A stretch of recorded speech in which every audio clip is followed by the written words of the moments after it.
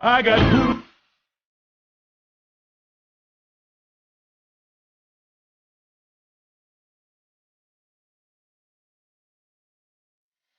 So, what do we say to someone when a person tells you their romantic feelings for you? Oh, neato. You know what? We have moved past awkward finger gunning. This is progress. Storytime. I just recounted my adventures of my first ever D&D experience. Our first session just ended, and the only quote that I can say to sum up literally the majority of this entire session, I gotta read it, hold on. My friends and I create fantastic, imaginative worlds with detailed histories, wondrous creatures, and powerful magics. We roleplay complex, multi-dimensional characters, and we argue for 3 hours about how to open a fucking door. I just realized they can see this.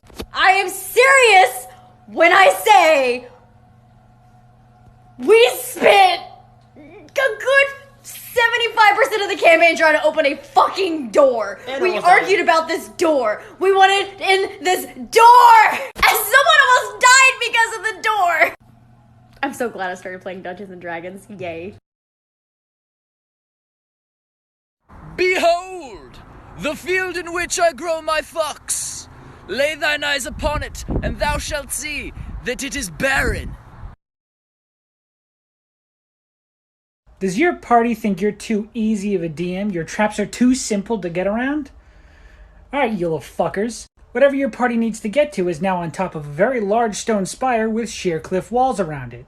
As the math usually works out, someone always has to climb up it.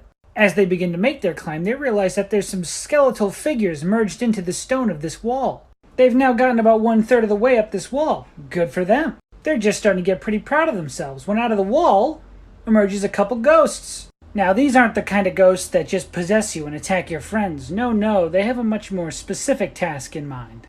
These ghosts think it's funny to possess your body and then just let go. That's right, if they fail to save, the ghost takes over, and they just jump off the wall, no matter how high up they are. The ghost will be fine. Your party, however, may lose a few people. The massive bronze dragon descends from the cavern above you and I want to roll to seduce. That's a 20, baby. I mean, you can't crit on skill checks in 5th edition, but I guess you're successful. I'm going to show this bronze dragon a good time. We're going to shortcut that because nobody here is a degenerate except for you. But tell me, did you use protection?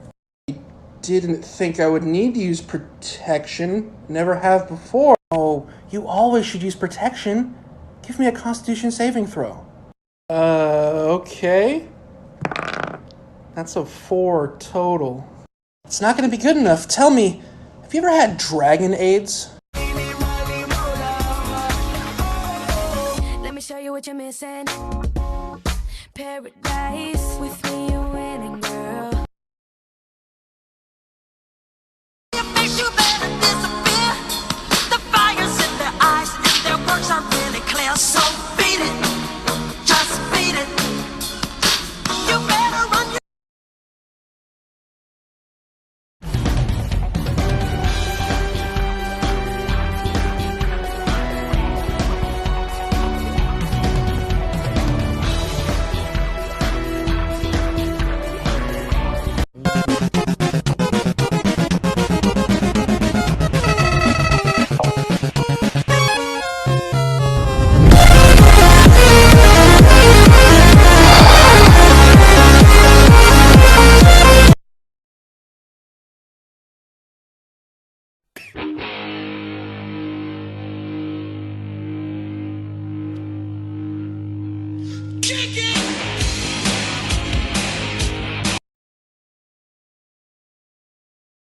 Hey guys, I'm gonna try using this thing today, and we're gonna see how many people die. Because even though he's just a skeleton, he has an 18 armor class.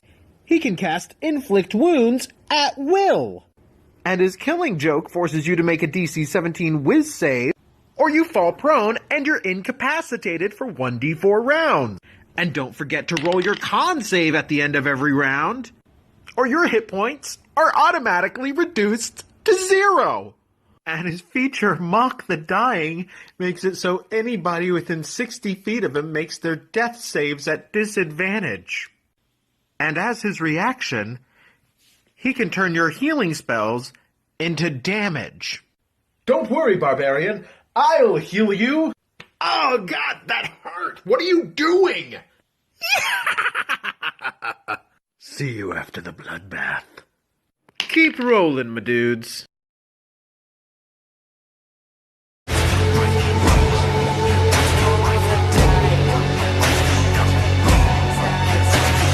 adventure begins. They were always beside you, your nerdy best friends, and the DM Tik.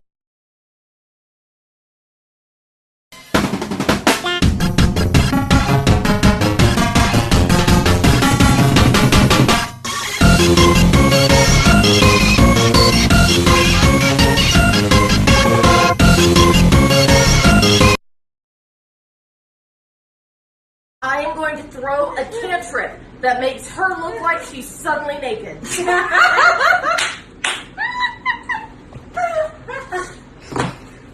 Really? We're getting desperate here. We are! I need them to follow her, okay? I am not lawful good.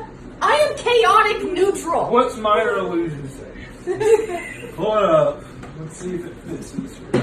Did you have to stab him? You weren't there. You didn't hear what he said to me.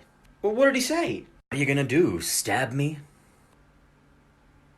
That's pretty fair. Diabolical D&D tips. If you're a new player and you're playing a spellcaster, be it a sorcerer or a cleric, you can get summon monster at a relatively low level. Now, at low level, the monsters are worthless. They're like dire rats, centipedes. They're very, very weak.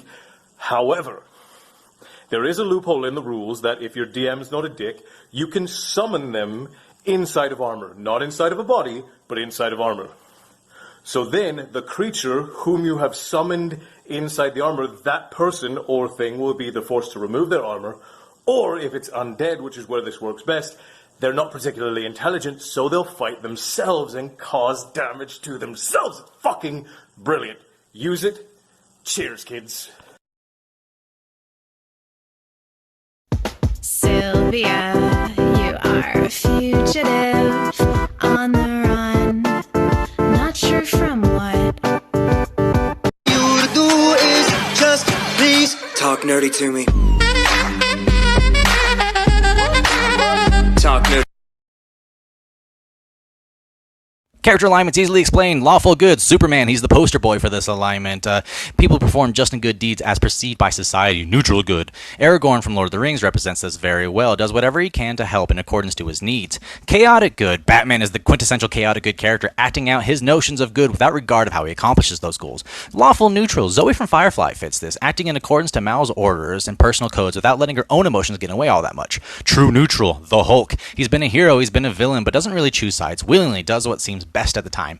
Chaotic neutral. The alignment I feel most misinterpreted. Han Solo was exactly chaotic neutral, acting out of whim for personal gain, benefiting self and freedom. Lawful evil. Cersei Lannister, methodically taking what she wants within the limits of codes, traditions, loyalties, and orders. Neutral evil. Loki, someone who does whatever they can get away with without compassion or little qualms about it. Chaotic evil. The Joker, another quintessential chaotic character. They just want to watch the world burn. Arbitrary, unmitigated, untargeted chaos. Bing!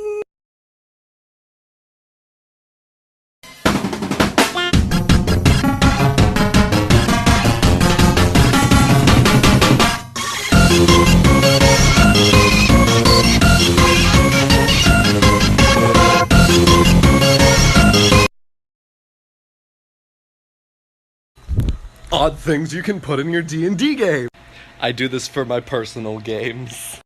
I call it randomly waffles. Either the word waffles will randomly appear somewhere. There will be waffles in the middle of the forest for no fucking reason. At least no reason that they've rolled perception high enough to notice. And the primary favorite fruit of the world is waffles. And it is for this reason that I've put waffles all throughout. That the party refuses to actually eat waffles. Everyone in the party is like, there's something wrong with the waffles. Something bad's gonna happen with the waffles. No. I just like waffles. Don't trust the DM.